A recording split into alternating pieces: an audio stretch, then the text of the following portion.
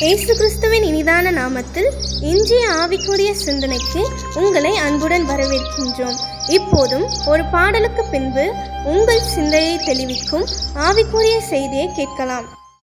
இல்லை என்ற நிலை வந்தாலும் இருப்பதை போல் அழைக்கும் தேவன்.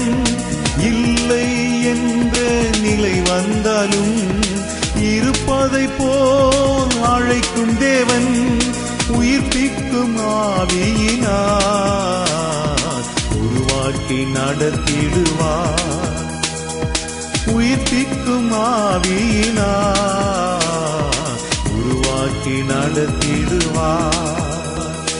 எரிபாற்று நிர்வற்றினாலும் தேசம் பஞ்சத்தில் வாடினாலும், எரிபாற்று நிர்வற்றினாலும் தேசம் பஞ்சத்தில் வாடினாலும், பானையில் மா எண்ணெய் குறைந்திட்டாலும் காக்கும் தேவன் உனக்கு உண்டு.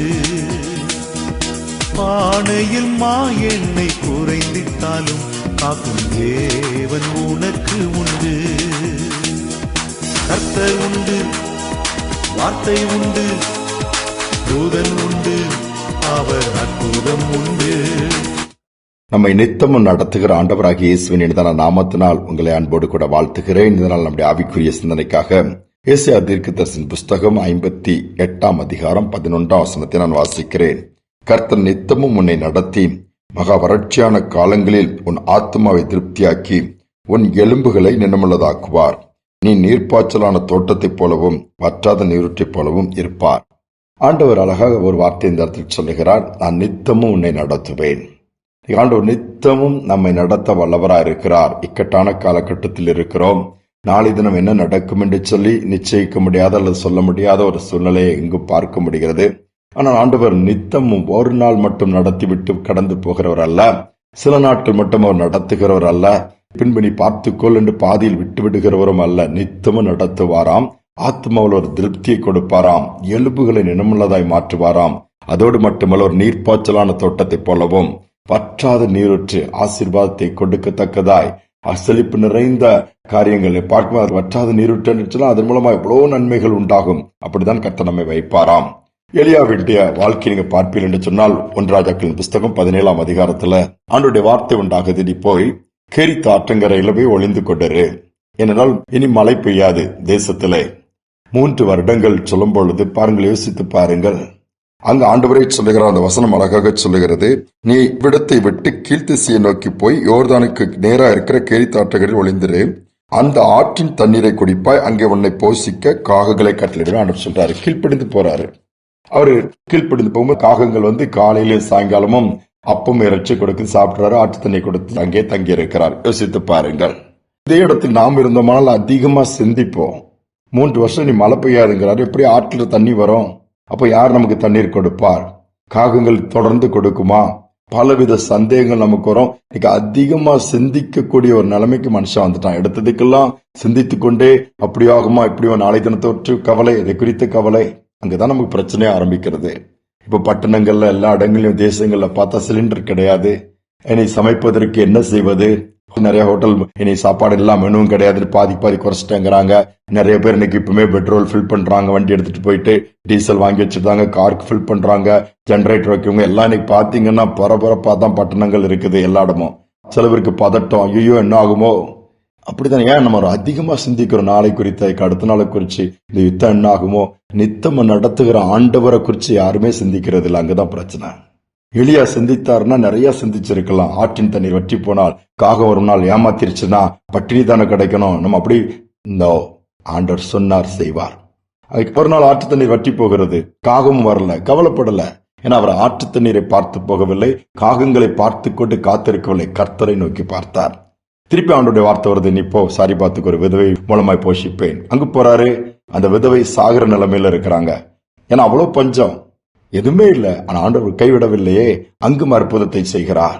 அந்த குடும்பமும் காப்பாற்றப்படுகிறார். விதவியும் அதன் மகனும் எலியாவின் மூலமாக, எலியாவின் கர்த்தரின் மூலமாக. யோசித்து பாருங்கள். நித்தமும் கர்த்தர் எலியாவை நடத்த சித்தம் கொண்டிருந்தார். ஆண்டோட திட்டம் அதுதான். அது நிமித்தம் அந்த குடும்பமும் காப்பாற்றப்படுகிறது. ஏன் நம்மை ஆண்டவர் நித்தமும் நடத்த மாட்டாரா?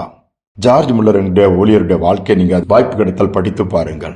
ஒரு குழந்தை அல்ல, ஆயிரக்கணக்கான அனாதை குழந்தைகள் எடுத்து ஆர்ஃபனேஜ் வச்சு நடத்திட்டு வந்தவர். அவருக்கு பெரிய குடோன் கிடையாது, பெரிய சேமிப்பு கிடையாது, பெரிய பெரிய இதில் வைத்து சமைத்து போடுகிற அளவுக்கு வருமானமும் வசதிகளும் கிடையாது. ஆனால் அவர் முழங்கால்களை முட்டைக்கு ஆண்டவரை நோக்கி பார்ப்பாராம். நூற்றுக்கணக்கான முறை வேதத்தை முழங்கால் நின்றே வாசித்து ஜெபித்துக் கொண்டே இருப்பாராம்.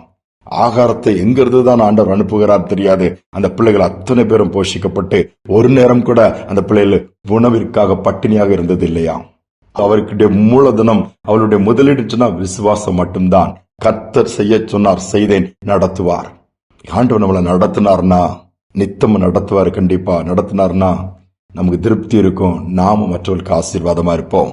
உலகமே இருண்டு போகலாம், எங்கு பார்த்தாலும் இன்னைக்கு சூழ்நிலை போய் வேலை இழக்க நேரிடலாம், கையில் இருக்கிறது போகலாம், எது போனாலும் கர்த்தர் நம்மோடு கூட இருக்கிறபடினாலே எல்லாவற்றையும் திருப்பிக் கொள்ள முடியும்.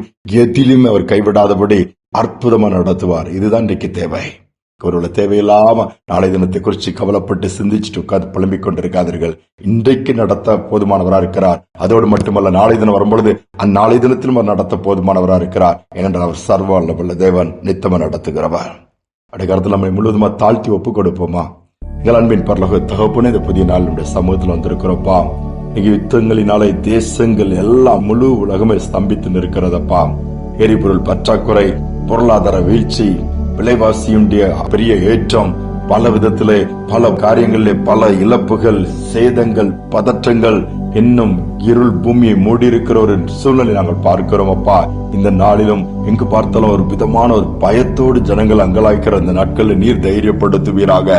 இந்த வார்த்தையின் மூலம் நீ நித்தமும் நடத்த வல்லவர் என்பதை நாங்கள் விசுவாசிக்கத்தக்கதாய், எங்கள் வாழ்க்கையில் அந்த அனுபவத்தை நாங்கள் பெற்றுக்கொள்ளத்தக்கதாய் உதவி செய்வீராகப்பா.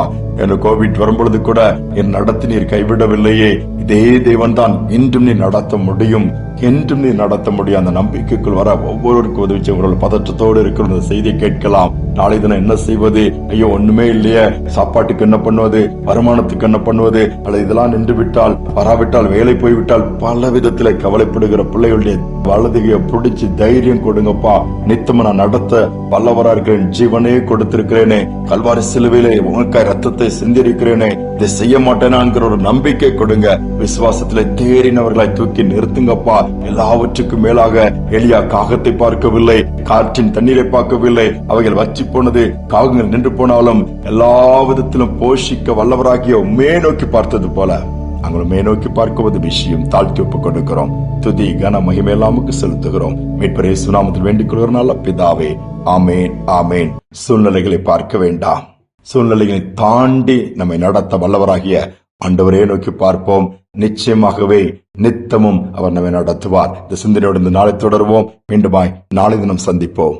வாய்க்கால்கள் ஓரத்தில் நடப்பட்டு கனிதரும் மரமாய் வளர்வார்கள்.